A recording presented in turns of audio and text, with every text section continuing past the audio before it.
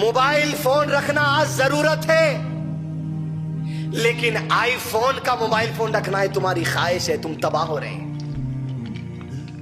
شادی خانے میں نکاح ہونا یہ ضرورت ہے، لیکن 2000 آدمی کو شادی کے دن کتوں کے جیسا کھلانا یہ تمہاری خواہش ہے۔ شادی کے دن دولہا پیدل چل کے جاؤ یا گاڑی پہ جاؤ یہ ضرورت ہے، لیکن بڑی کرائے کی گاڑی اس پہ پھولا ہونا یہ تمہاری خواہش ہے۔ شادی میں لوگوں کو دعوت دینا یہ ضرورت ہے، لیکن 50,000 کے رقعے چھپانا یہ تمہاری خواہش ہے۔ گاڑی تمہارے پاس رہنا یہ ضرورت ہے، ہر سال کو نئی گاڑی آنا یہ تمہاری خواہش ہے۔ تمہارے آنکھ پہ کپڑے ہونا یہ تمہاری ضرورت ہے، ہر مہینے کچھ شاپنگ کو جانا یہ تمہاری خواہش ہے۔ ان الحمد لله نحمده ونستعينه ونستغفره ونؤمن به ونتوكل عليه ونعوذ بالله من شرور انفسنا ومن سيئات اعمالنا، من يهده الله فلا مضل له ومن يضلله فلا هادي له، واشهد ان لا اله الا الله وحده لا شريك له، واشهد ان محمدا عبده ورسوله، اما بعد فإن خير الحديث كتاب الله، وخير الهدي هدي محمد صلى الله عليه وسلم، وشر الأمور محدثاتها، وكل محدثة بدعة، وكل بدعة ضلالة، وكل ضلالة في النار۔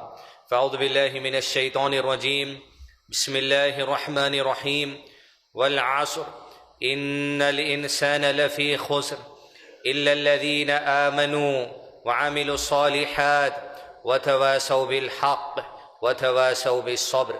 بسم اللہ الرحمن الرحیم، رب اشرح لی صدری ویسر لی امری واحلل عقدۃ من لسانی یفقہوا قولی۔ قابل احترام بزرگوں، خواتین اور عزیز نوجوان ساتھیوں، اللہ عز و جل جو رب العالمین ہے، اس نے اس کائنات کو بنایا اور مجھ کو اور آپ کو اور اپنی مخلوق میں سے جس کو چاہا پیدا کیا اور اس زمین پر روانہ کیا۔ اللہ عز و جل کا احسان اس امت پر یہ ہے کہ اللہ سبحانہ و تعالیٰ نے دیگر امتوں کی طرح کتاب نازل کر کے ان کے علماء کو اس کا محافظ نہیں بنا دیا، بلکہ اس امت پر احسان یہ ہے کہ اللہ عز و جل نے زندگی کا جو طریقہ ہم کو قرآن مجید کی شکل میں عطا کیا، اور قرآن مجید سمجھنے کے لیے اللہ کے نبی صلی اللہ علیہ وسلم کی زندگی عطا کی، اس کے بارے میں ارشاد فرمایا وَإِنَّا لَهُ لَحَافِظُونَ، میں نے اسے نازل کیا ہے اور میں اس کی حفاظت کرنے والا ہوں۔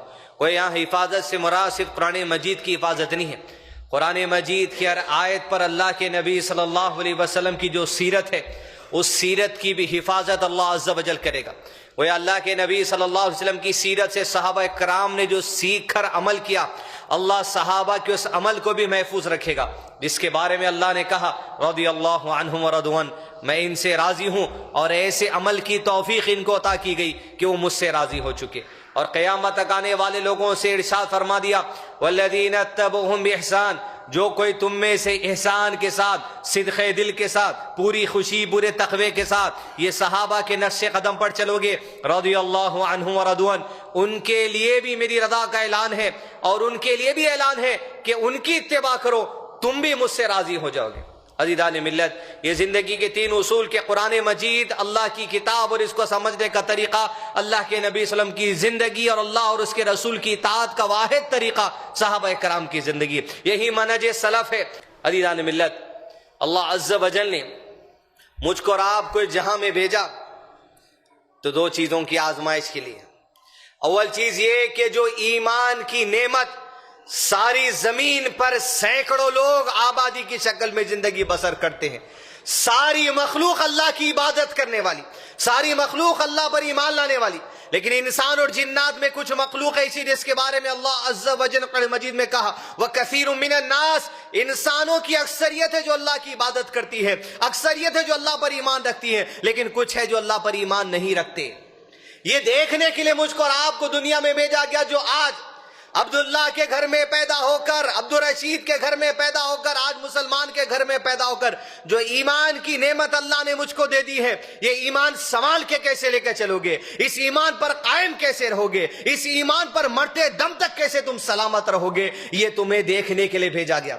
اب جب تمہارا ایمان سلامت رہے گا، ایمان پر تم قائم رہو گے تو تمہارا عمل درست ہوگا۔ اللہ یہ دیکھنے کے لیے بھیجا ہے ایمان کی سلامتی کے ساتھ عمل کی درستگی تمہارے ساتھ دنیا میں کیسی نہ والی، لیکن ایمان کی سلامتی، عمل کی درستگی علم کے بغیر مکمل نہیں ہو سکتی۔ یہی آج کے جمعہ کا عنوان آپ کے سامنے پیش کرنا ہے، ایمان اور عمل کے لیے علم ہی ضرورت ہے۔ اول چیز یہ عزیزان ملت، ایمان کیا ہے، ایمان کی طاقت کیا ہے، ایمان کا مرتبہ کیا ہے، یہ بات میں اور آپ جان لیں۔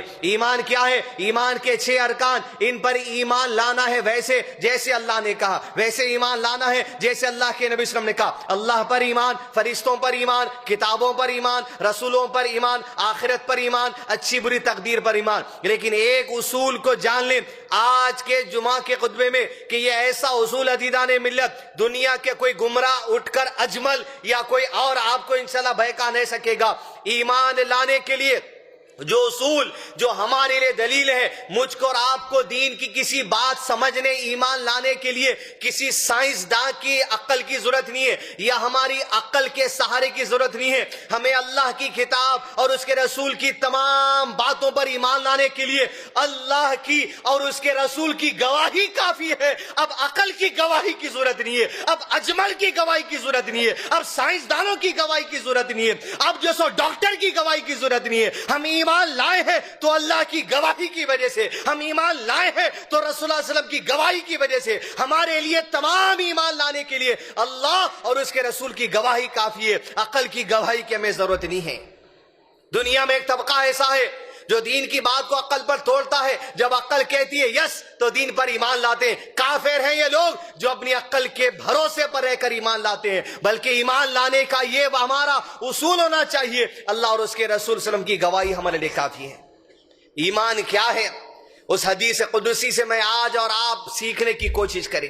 ایمان، پہلی بات، اس کا وزن، اس کی اہمیت، اس کا مرتبہ کیا چیز ہے، ہر مسلمان کو جاننا چاہیے کہ اللہ کے نبی صلی اللہ علیہ وسلم نے ارشاد فرمایا حدیث قدسی میں کہ قیامت میں اللہ عز و جل ساری مخلوق میں سے، میری امت میں سے ایک بندے کو الگ کرے گا، اس سے اللہ گفتگو کرے گا، اس سے اللہ عز و جل کہے گا تیرے سامنے 99 رجسٹر رکھے ہیں، 99 دفتر رکھے ہیں، اس کی کیسی وسعت ہے، مد الارض، ارے دیکھو تو ایز مد البصر، جہاں تک آنکھ جاتی ہے تیری وہاں تک پھیلے ہوئے وہ رجسٹرز ہیں، ایسے وسیع رجسٹرز ہیں۔ کہا ان 99 رجسٹروں میں تا حد نظر جس کی وسعت ہے، دیکھ تیرے گناہوں کا ریکارڈ مینٹین کر لیا گیا ہے۔ یہ 99 رجسٹروں میں تیری ایک ایک برائی، تیری گالی ہو یا کچھ عمل ہو جو تو برا کرتا تھا، یہ سارے لکھ دیے گئے۔ دیکھ تیرے 99 رجسٹروں کو، اور اللہ عز و جل کہیں گے کیا میرے کرامن کاتبین،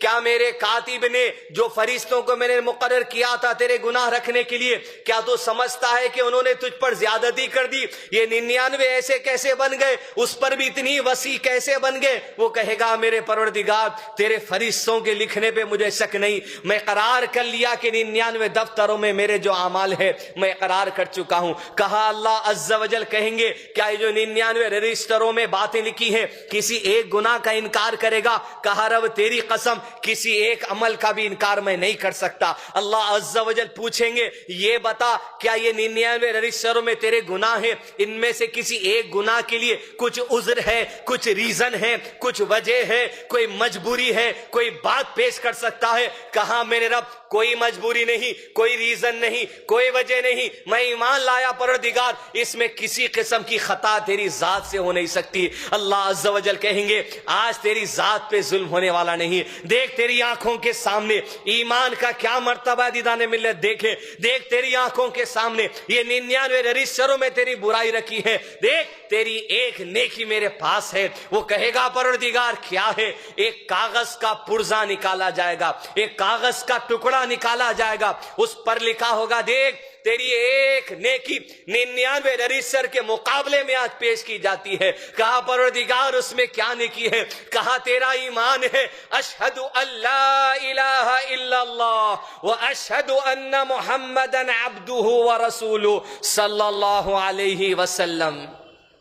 پرزہ نکالا جائے گا، کہا جائے گا میزان کے 2 پلڑے ہیں، ایک پلڑے میں تیرے 99 رجسٹر رکھ دیے گئے، یہ کاغذ کا پرزہ لے دوسرے پلڑے میں رکھ کر وزن کر لے۔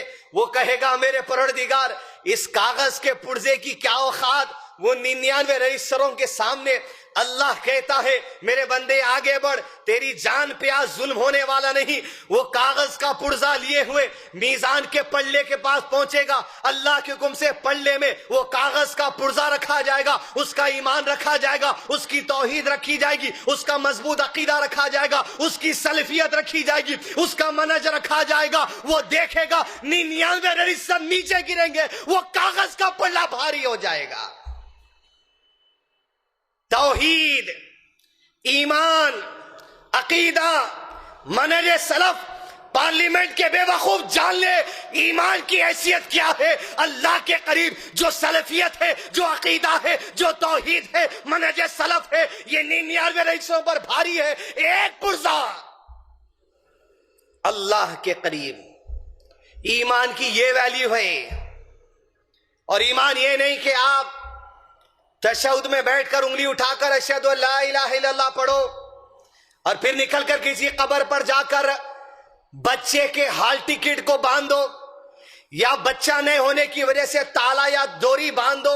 یہ عقیدہ نہیں ہو سکتا۔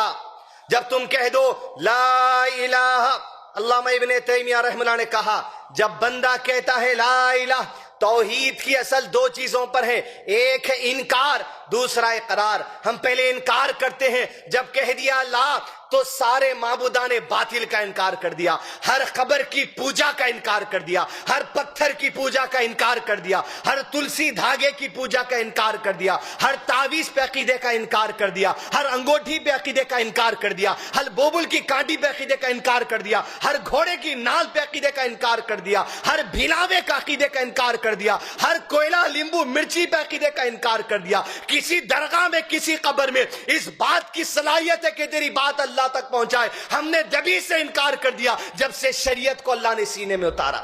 لا الہ، پہلی چیز تمام معبودان باطل کا انکار۔ توحید کا دوسرا اصول الا اللہ، اقرار کرا تو معبود، سجدے کے لیے، رکوع کے لیے، دعا کے لیے، مناجات کے لیے، اولاد کے لیے، نوکری کے لیے، برکت کے لیے، الا اللہ، صرف اللہ وحدہ لا شریک کو مان لیا۔ کہا ابن تیمیہ میں جب اللہ کہتا ہے، جب بندہ کہے گا لا تو اس نے اللہ کے لیے ہر قسم کی جہالت کا انکار کر دیا اور کامل علم کا اقرار اللہ کی ذات کے لیے کر لیا۔ جب بندہ کہتا ہے لا تو اللہ کے لیے موت کا انکار کر دیا۔ جب بندہ کہتا ہے الا اللہ تو اللہ کے لیے ہمیشہ کی زندگی کا اقرار کر لیا۔ جب بندہ کہتا ہے لا تو اللہ کے لیے ہر عیب، ہر کمزوری کا انکار کر دیا۔ جب بندہ کہتا ہے الا اللہ تو اللہ کے لیے کامل قدرت کا اقرار کر لیا۔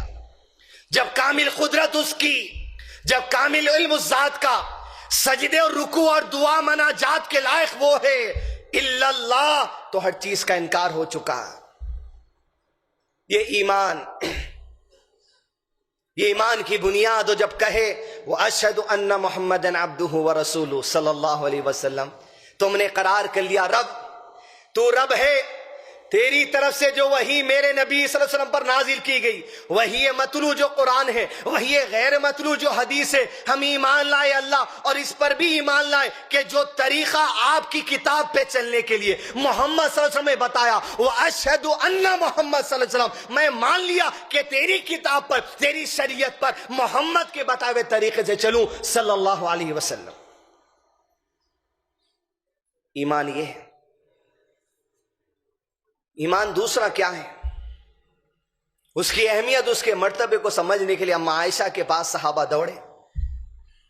محدثہ حدیث سمجھانے والی، اللہ اکبر، شریعت سمجھانے والی ہماری ماں، جس وقت اللہ کے نبی صلی اللہ علیہ وسلم کا انتقال ہوا 18 سال ان کی عمر تھی۔ تصور کر کے دیکھ کیا انٹیلیجنس، 50 साल तक अपनी जिंदगी में सहाबा को दीन सिखाने वाली वो मां ईमान सिखाती है। पहुंचे सहाबी रसूल, वो हदीस सुनकर अबू हुरैरा से कहा, जो अल्लाह से मिलने की चाहत रखता है अल्लाह भी उससे मिलने की चाहत रखता है, और जो अल्लाह से मिलने की चाहत नहीं रखता अल्लाह भी उससे मिलने की चाहत नहीं रखता। दौड़े अबू हुरैरा से हदीस सुन के ये ताबई या सहाबी निकले, अम्मा आयशा के दस्तक दी मदरसे पर, आवाज दी, मां आयशा बता दो ये हदीस कैसी है? कौन है हम में से जो मरने से दूर नहीं भागता?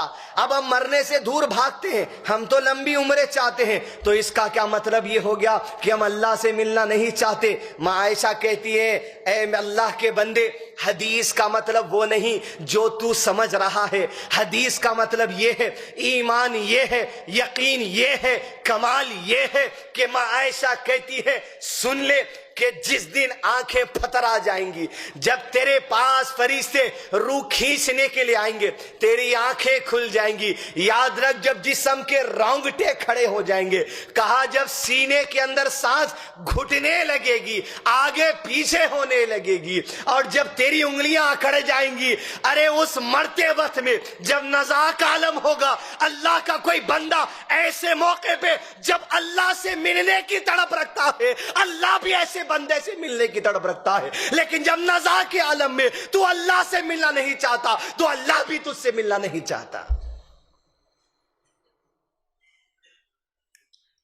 इस लेवल तक, सांस निकलने तक जो यकीन, जो अकीदा, जो तौहीद, जो मनज है, उसका नाम ईमान है। क्या अंदाज़े बयान! तेरी सांस घुटने लगेगी, सोच, उंगलियां अकड़ जाएंगी, जिस्म के रोंगटे खड़े हो जाएंगे, तेरे आंखें खुल जाएंगी, नज़ाक आलम, सकरात मौत, उस वक्त बता तेरा ईमान। ये जो तरावियां पढ़ता था, ये जो तू मेंबरों पे खुतबा देता था, ये जो तू बैठकर कुरान पढ़ता था, ये जो तू दुआएं करता था, बता तेरा ईमान नज़ा के वक्त बता। ये ईमान है। और ईमान ये, तीसरी बात, जिंदगी में तुम करोड़पति होंगे, तुम फटीचर रिक्शा चलाने वाले होंगे, लेकिन ईमान तेरा हर मौके पे आजमा जाएगा। साद बिन नबी रज़ियल्लाहु अन्हु, ओहद की वादी, 70 के करीब सहाबा शहीद। शाम हुई, ज़ैद रज़ियल्लाहु अन्हु से अल्लाह के नबी सल्लल्लाहु अलैहि वसल्लम ने कहा कि ज़ैद, जब तू निकले ओहद की वादी में जख्मियों को पानी पिलाने, देख कहीं तुझे साद बिन रबी मिल जाए। अरे अंसार में से रईस, जिसको मदीना जानता है, अगर वो मिल जाए तो ज़ैद साद से कहना कि मोहम्मद सल्लल्लाहु अलैहि वसल्लम ने उसे सलाम किया है। और ये भी पूछना कि जब तू मिलेगा ये पूछ कि मोहम्मद सल्लल्लाहु अलैहि वसल्लम ने पूछा है, अब इस वक्त तेरी कैफियत क्या है ईमान की, जरा बता। ईमान ये है, ज़ैद निकले जख्मियों को पानी पिलाते हुए, ओहद के मैदान में नजर पड़ी साद बिन रबी, और रेकुल मक्तूम में लिखा, जब नजर पड़ी साद बिन रबी पर, ज़ैद ने देखा 70 से ज्यादा तीरों और नेज़ों के निशानात जिस्म पर है, जिस्म छन्नी है, खून बह रहा है, बस आखिरी सांसों में वो है। साद बिन रबी तक इस जमीन की अजीम शख्सियत मोहम्मद सल्लल्लाहु अलैहि वसल्लम का सलाम पहुंचा गया। अरे सलामती हो गई उसके लिए। कहा ज़ैद ने तुझ पर सलामती है मोहम्मद सल्लल्लाहु अलैहि वसल्लम की तरफ से। कहा ज़ैद मोहम्मद सल्लल्लाहु अलैहि वसल्लम से साद बिन रबी का भी आखिरी सलाम पहुंचा दे। पूछा ज़ैद ने, मेरे आका ने पूछा, अल्लाह के नबी ने पूछा, ऐ साद इस वक्त तू कैसे महसूस कर रहा है, ईमान क्या है? इबादुर रहमान की मस्जिद में बैठे लोगों को बता दे, इस मेंबर के आदमी को बता दे। साद ने कहा ज़ैद कह दे, इस तकलीफ में जो वादा अल्लाह ने उसके नबी ने कर दिया मैंने सच्चा पा लिया। इस तकलीफ में जन्नत की खुशबू आ रही है। جنت کی خوشبو آ رہی ہے۔ یہ ایمان ہے، جیسے تیسے حالات، ضرب لگا ہے، خون بہ رہا ہے، مشکل میں ہے، خرچے میں ہے، گھر کرائے پر ہے، بیماری میں ہے، آفتوں میں ہے، بلائیات میں ہے، شیطانی اثر میں ہے، جادو میں ہے، بس میرے رب تیرے جنت کی خوشبو آ رہی ہے۔ یہ ایمان، جیسے تیسے حالات، ایمان کے ساتھ نکلنا ہے۔ ایمان، یہ ایمان کے باب میں کئی ساری باتیں ہیں۔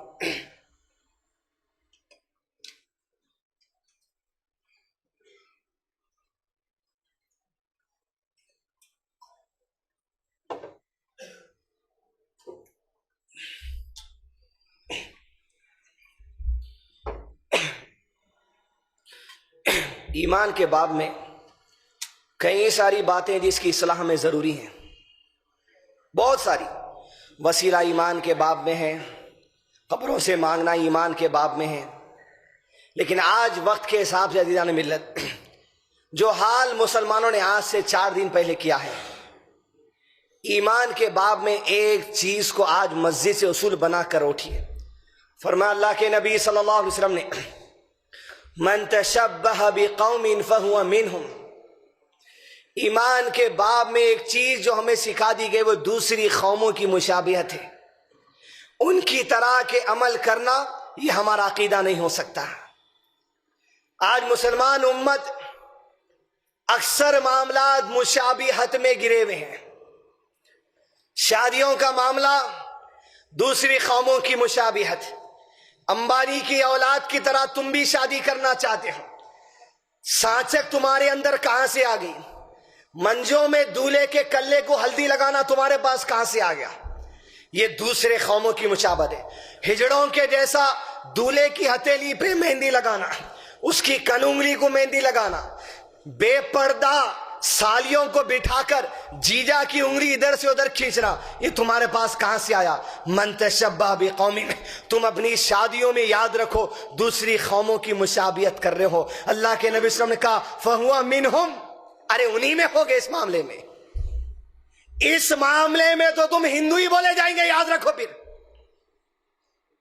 نیا سال گیا، کتنے مسلمان بیکری والے ہمارے بھائی تھے، دکان تو دکان کے باہر ٹیبل ڈال کے کیک بیچتے ہوئے لکھے نیا سال مبارک ہو، تم کو اللہ کا بیٹا پیدا ہونا مبارک ہو۔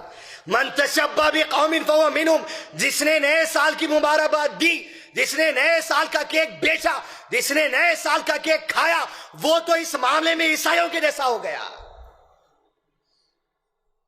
مشابہت قوموں کی ایمان کے باب میں ہمیں سکھا گیا مخالفت ہو۔ شادیوں میں آج ان کی تمہارے پاس جو سو مشابہت چل رہی، نئے سال میں ان کی مشابہت، بچہ پیدا ہوا دیندار گھرانے، دادا پہلی سب میں پڑھنے والے، دادی کے سر سے جانی ماں پلو اٹھتا نہیں، مگر پہلی برتھ ڈے منا لیں گے، ابھی تو دوسری ہے، کیا برا ہے، منا لیں گے۔ فہو منہم، پہلی برتھ ڈے میں تم عیسائیوں کے جیسے ہوگے، پہلی برتھ ڈے میں تم یہودیوں کے جیسے ہوگے۔ ایمان کے باب میں اس بات کی اصلاح کر لیجئے آپ۔ مشابہت شادیوں میں، اینیورسریوں میں، دعوتاں کرنے میں، میتوں میں مشابہت تمہاری، جنازوں پہ چیخ چیخ کے رونا یہ ہندوؤں کی عورتوں کا رواج ہے، یہ زیارت کا سسٹم دوسرے دن رونا یہ ہندوؤں کا رواج ہے، یہ 10واں کر کے روے کا مٹھا نان کی روٹی میں لگا کے دینا یہ شیعوں کی رواج ہے، یہ 40واں کرنا یہ کفاروں کی رواج ہے، یہ برسی کرنا یہ کفاروں کی رواج ہے۔ تمہارے میں کہاں سے آ گئی یہ بات؟ کیا اللہ کے نبی صلی اللہ علیہ وسلم کی برسی ہوئی؟ صحابہ کی برسی ہوئی؟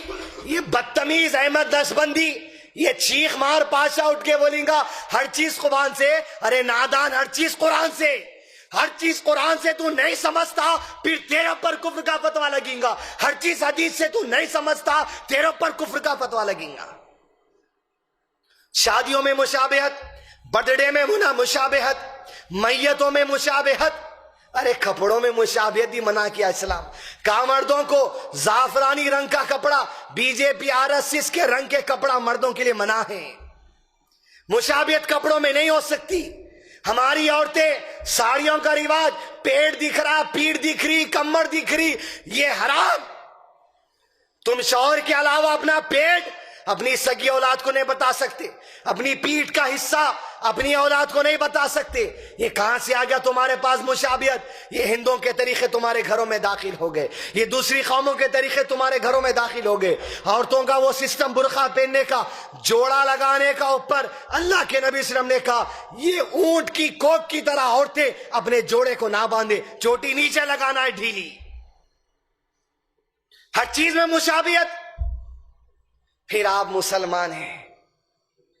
اکثریت مسلمانوں کے پاس آج مشابہت کا رجحان ہو گیا. جب اللہ کے نبی صلی اللہ علیہ وسلم آئے، وقت کے جو مسلمان تھے مشرکین مکہ، ان میں کیا ہو گیا تھا؟ طواف کرتے تھے، عمرہ کرتے تھے، حج کرتے تھے، اللہ کی قسم کھاتے تھے، مگر عیسائیوں کا کلچر لے لیے، یہودیوں کا کلچر لے لیے. مشابہت چھوڑیے. اگر مشابہت کو آپ جائز سمجھ لیے، فَهُوَ مِنْهُمْ، وہ عمل کرنے میں تم عیسائی کہے جائیں گے، وہ عمل کرنے میں تم ہندو کہے جائیں گے، وہ عمل کرنے میں تم یہودی کہے جائیں گے. یاد رکھیے. تقریر کے دوسرے سے میں چلیں. عمل والعصر ان الانسان لفی خسر، سب کے سب تباہی میں ہیں، الا الذین آمنوا، مگر جو ایمان لایا. ایسے وعملوا الصالحات، جو عمل کرے گا نیک. کیسے؟ عمل کا باب. ہمارے اعمال کی اصلاح ضروری ہے. عمل کے باب میں کئی اعمال ہے جس کی اصلاح میں کرنی ہے، لیکن عزیزان ملت آج مسلمانوں کے اعمال میں ایک اصول آ گیا. وہ اصول اس حدیث قدسی سے آپ کے سامنے رکھوں. اللہ کے نبی صلی اللہ علیہ وسلم نے صحابہ کرام سے پوچھا، حلقے میں بیٹھے تھے صحابہ، پوچھا کیا تم جانتے ہو جنت میں سب سے پہلے کون داخلہ لینے والا ہے؟ صحابہ نے کہا اللہ و رسولہ عالم، ہم نہیں جانتے، اللہ کے نبی صلی اللہ علیہ وسلم، اللہ بہتر جانتا ہے، اور آپ پر وحی آتی ہے، آپ بہتر جانتے ہیں. اللہ کے نبی صلی اللہ علیہ وسلم نے کہا جان لو جنت میں سب سے پہلے داخل ہونے والے فقراء ہیں، مہاجرین ہیں، وہ غریب لوگ ہیں جو جنت میں سب سے پہلے داخل ہوں گے. ان کی 3 صفات ہیں، وہ آج مسلم معاشرے سے نکل چکی ہے. اول یہ وہ دنیا میں لوگ ہوں گے جن کے پاس اپنی ضرورت پوری کرنے کے لیے یا اپنی خواہش پوری کرنے کے لیے ذرائع نہیں ہوں گے، لیکن زندگی صبر کر کے گزار لیے. خواہشات دل میں تھی لیکن قبر کے گڑھے میں اتر گئے، لیکن کبھی اپنی خواہشات پوری کرنے کے لیے اللہ کے دین کی نافرمانی نہیں کی، رسول اللہ صلی اللہ علیہ وسلم کی نافرمانی نہیں کی، اللہ کی کتاب کی نافرمانی نہیں کی. خواہشات ان کے سینے میں تھی مگر مر کر دنیا سے چلے گئے. ضرورت کے پیسے نہیں تھے، خواہشوں کے پیسے نہیں تھے، مگر دنیا سے چلے گئے. یہ لوگ ہیں جو جنت میں پہلے داخل ہوں گے. اور سنو، جب جنت میں داخل ہوں گے اللہ فرشتوں سے کہے گا، اے فرشتوں کی جماعت آؤ، جاؤ اے فقراء کے پاس، یہ غریبوں کے پاس، یہ مہاجرین کے پاس، اور ذرا ان کو سلام کر آؤ. فرشتے کہیں گے رب، کائنات کے رب، تیری ساری مخلوق میں فرشتے افضل ہے، اے پروردگار ہم سے کمتر مخلوق کو کیوں سلام کرے؟ کہا نہیں، اے فرشتوں کی جماعت، یہ میرے ایمان والے بندے، یہ فقراء، یہ مہاجرین جو سرحدوں کی حفاظت کرتے تھے، یہ فقراء مہاجرین جو شرک نہیں کرتے تھے، یہ فقراء مہاجرین جن کے دل میں خواہشات تھی لیکن تکمیل کے پیسے نہیں تھے، جن کی زندگی کی ضروریات، بچے کا دودھ پلانے کے لیے، بچے کی اسکول کی فیس کے لیے، ارے ان کے پاس ضروریات کے پیسے نہیں تھے. یہ ایمان والے فرشتوں تم سے بھی افضل ہے، جاؤ سلام کر آؤ. وہ سلام کر آئیں گے، کہیں گے سلامتی ہو تم پر اے فقراء مہاجرین، جنتوں میں داخل ہو جاؤ. عزیز دوستو، ان کے عمل کی ایک خصوصیت تھی، وہ آج امت سے جاتی نظر آ رہی ہے. ان کے پاس ضرورت کے بھی پیسے نہیں تھے، کپڑے خریدنے، کھانا ٹائم پہ خریدنے، اور نہ خواہش نہ اس کے پیسے تھے، دونوں لے کے سینے میں مر گئے۔ آج امت اپنے اعمال کی جو بربادی کر رہی ہے، یہ دو چیزوں کے دھوکے کی وجہ سے کر رہی ہے۔ موبائل فون رکھنا آج ضرورت ہے، لیکن آئی فون کا موبائل فون رکھنا ہے تمہاری خواہش ہے، تم تباہ ہو رہے ہیں۔ شادی خانے میں نکاح ہونا یہ ضرورت ہے، لیکن 2000 آدمی کو شادی کے دن کتوں کے جیسا کھلانا یہ تمہاری خواہش ہے۔ شادی کے دن دولہا پیدل چل کے جاؤ یا گاڑی پہ جاؤ یہ ضرورت ہے، لیکن بڑی کرائے کی گاڑی اس پہ پھولا ہونا یہ تمہاری خواہش ہے۔ شادی میں لوگوں کو دعوت دینا یہ ضرورت ہے، لیکن 50,000 کے رقعے چھپانا یہ تمہاری خواہش ہے۔ گاڑی تمہارے پاس رہنا یہ ضرورت ہے، ہر سال کو نئی گاڑی آنا یہ تمہاری خواہش ہے۔ تمہارے آنکھ پہ کپڑے ہونا یہ تمہاری ضرورت ہے، ہر مہینے کو شاپنگ کو جانا یہ تمہاری خواہش ہے۔ وقت دیکھنا یہ تمہاری ضرورت ہے، ہر نئی گھڑی نکلتی یہ تمہاری خواہش ہے۔ امت آج اپنی خواہشات کو مصیبتوں کا غلاف پہنا کر دنیا سے قرضے مانگ رہی ہے، بینکوں کے کریڈٹ کارڈ گھس رہی ہے۔ پریشانی ہے بھائی، کیا پریشانی ہے بھائی؟ بچی کی شادی ہے بھائی، 1800 آدمی کو کھانا کھلانا ہے۔ نادان، یہ تیری ضرورت نہیں، یہ تیری خواہش ہے، اللہ کے پاس جواب دینا پڑے گا۔ شادی خانے میں بلانا یہ تیری مجبوری نہیں، یہ تیری خواہش ہے۔ کپڑوں پہ کپڑے تیری خواہش ہے، گھڑی پہ گھڑی تیری خواہش ہے، فون پہ فون تیری خواہش ہے، گاڑی پہ گاڑی تیری خواہش ہے، گھر پہ گھر تیری خواہش ہے۔ ارے تیری خواہشوں سے کب تک بھیک مانگتا پھرے گا؟ ارے وہ مہاجرین، وہ فقراء جو جنت میں سب سے پہلے فرشتے سلام کر کر بھی جائیں گے، ارے سینوں میں خواہش رکھ کر مر گئے۔ کتنی خواہشیں پوری ہو رہی صاحب؟ مٹی کے پیسے لے کے، چٹھیوں کا سود لے کے، سیونگ ڈپازٹ کا سود لے کے۔ ایک صاحب میرے کو تھوڑے دن پہلے بولے کچھ بھی چندہ ہونا تو بولو آپ کو، وہ آئی پلس وغیرہ کے لیے۔ بولا بھائی نہیں لیتے اتنا تو نہیں، اصل میرے پاس بینک کا بہت سارا سود پڑے ہوا ہے، دیوں کیا بولوں؟ بولا 1 روپیہ نہیں، کچرے کی کنڈی میں پھینک کے آؤ۔ تماشا بنائے، ارے سود کے پیسوں سے مسجدوں کو دے رہے لا کے، نہیں مسجد کے حمامہ بناؤ موری ہے۔ ارے بدتمیز، کہاں سے رہا فتویٰ؟ مسجد کے موریوں میں بھی نہیں لگا سکتے آپ سود کا پیسہ، نہیں گندی ہے نا غلاظت۔ چپ جاہل، اللہ کے دین کا مذاق، سود کے پیسوں سے خواہشات کی تکمیل۔ انشورنس پالیسی بنا، لائٹ کا بل دیر سے بھرا، کریڈٹ کارڈ پہ سود آ رہا۔ مل صاحب ایک جنے بولے وہ جو میرے کو انٹرسٹ آ رہا نہیں، میں انٹرسٹ آ رہا سو انٹرسٹ سے بھر رہا ہوں۔ ویری گڈ، تم تو شہنشاہ دکھ رہے ہیں امیتابھ بچن، رات میں لوٹ رہے ہیں، دن میں غریبوں کو بانٹ رہے ہیں۔ ارے کیا تماشا بنائے جی؟ سود کے نام پہ مذاق، حرام پیسے سے حلال کام، حرام پیسے سے مسجد کے موریاں۔ ارے بدتمیز یہ تمہاری۔ حرام آ رہا تو بند کرو، حرام آنے کی جگہ سیونگ اکاؤنٹ بند کرو، کرنٹ اکاؤنٹ میں ٹرانسفر کراؤ، چٹھیوں کے کاروبار بند کرو۔ سارا امت کا معاملہ آج یہی ہو گیا۔ ضرورت کیا ہے وہ تو چھوڑو، صرف خواہشات کے پیچھے گھوم رہی امت۔ قرضہ اس کے لیے، چٹھی اس کے لیے، مٹی اس کے لیے، بیوی کے اماں کے پورے سونے کے کنگنا رہن سینٹروں میں صرف 2000 آدمی کو کھانا کھلانے کے واسطے۔ اس میں ہی جی رہی، اس میں ہی مر جا رہی۔ ولیمہ ہو گیا، کھلا دیے، سالوں سالوں تک قرضہ ادا نہیں ہو رہا۔ وہ دوست سے لے لیے، یہ دوست سے لے لیے، وہاں سے اٹھا لیے، یہاں سے اٹھا لیے، مر گئے۔ ارے بیوی کا مہر دینا تھا، ضرورت وہ پوری نہیں ہوئی۔ شادی خانہ 3 لاکھ کا ہونا تھا، خواہش وہ پہلے پوری ہو گئی۔ اعمال کی اصلاح میں ضروریات کیا ہے یہ جان لو آپ، اور خواہش کیا ہے یہ جان لیجئے۔ مصیبتیں مسجد سے نکلنے سے پہلے ہٹ جاتی ہے آپ کی۔ ضرورت کے لیے قرضہ لے سکتے، خواہش کے لیے قرضہ مت لیجیے، وہ بھی حلال قرضہ، سودی قرضہ نہیں۔ عزیزان ملت، ایک ایک چیز کا حساب دینا ہے۔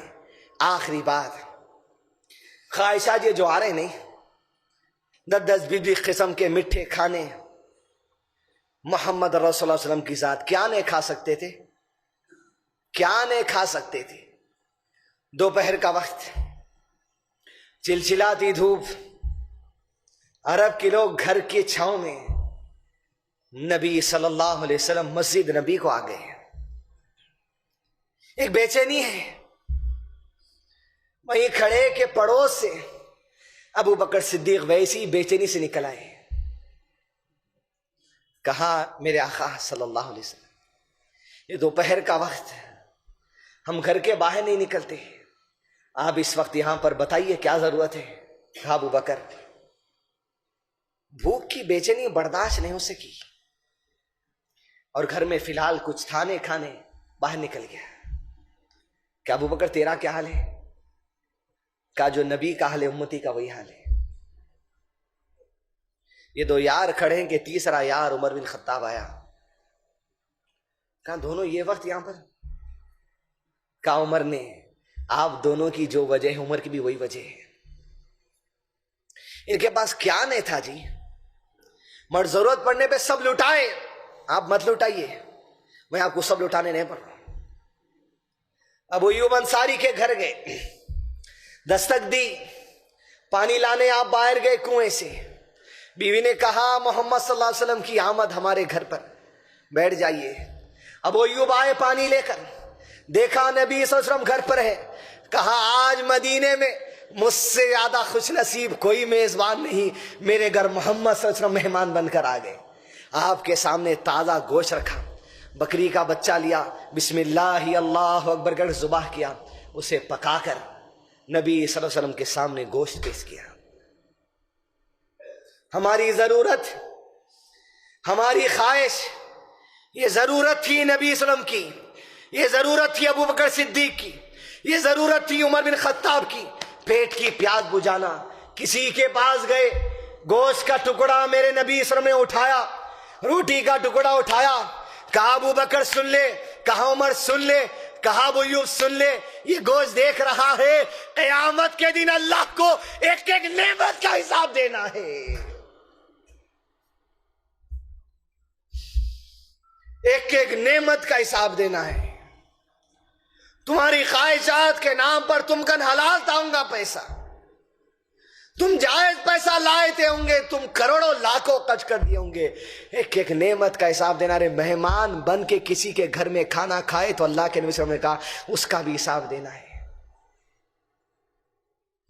ایمان، عمل، الا الذین آمنوا وعملوا الصالحات، علامہ شیخ عثیمین نے کہا ایمان نہیں ہو سکتا اس وقت تک جب تک کہ علم حاصل نہ کر لو۔ تو اللہ کی ذات کا علم، اللہ کے دین کا علم، اللہ کے نبی صلی اللہ علیہ وسلم کی ذات کا علم، اسی کو اصول ثلاثہ کہا جاتا ہے، جو اس مسجد میں کئی مرتبہ آپ کو پڑھایا گیا۔ علم کا اصول، افضل علم اللہ کی ذات، اس کی صفات کا علم۔ دین کے علم کے قریب آئیے حدیث دوستو، ہر مسجد مدرسہ بن جائے، ہر مسجد اسکول بن جائے، علم عام ہو جائے۔ علم ہوگا تو ایمان ہوگا، علم ہوگا تو عمل ہوگا، علم ہوگا تو تقوی ہوگا۔ اسی بات کے ساتھ آپ کے سامنے یہی گزارش کروں، بنیادی اصول ایمان لانے کے لیے اللہ اور اس کے رسولوں کی گواہی ہمارے لیے کافی ہے بس۔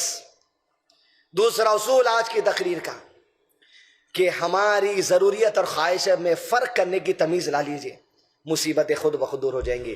ربنا لا تزغ قلوبنا بعد إذ هديتنا وهب لنا من لدنك رحمة إنك أنت الوهاب، وصلى الله على نبينا محمد وعلى آله وأصحابه وسلم تسليما كثيرا۔